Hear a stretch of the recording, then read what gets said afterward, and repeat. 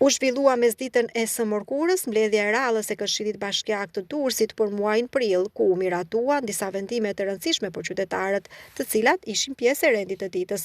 Kështu mësohet se u miratua lista e familjeve përfituese të ndihmës ekonomike nga fondi i kushtëzuar për blok ndihmën ekonomike deri në 6% dhe fondi i të ardhurave të bashkisë për muajin mars dhe prill 2025.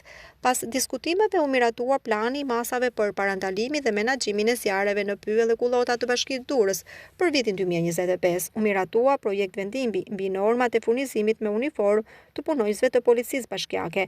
U miratua dakordësia për vazhdimin e procedurës për ndryshime të kategorisë së përdorimit të sipërfaqes pyjore nga Fondi Pyjor Kombëtar në zbatim të vendimit me numër 37 që mban datën 1/8/2023 nga Këshilli Kombëtar i Territorit për miratimin e lejes së ndërtimit për një objekt resort turistik. Lura 5, faza e 3, njësia administrative ishëm në Durrës.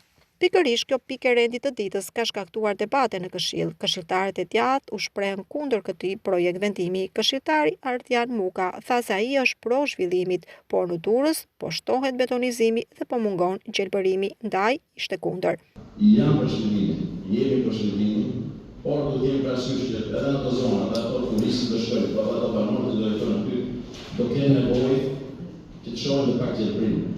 Mos shohin vetëm gri, mos shohin vetëm ngjyrën e kullave të kuqe, po shohin dhe gjelbërim.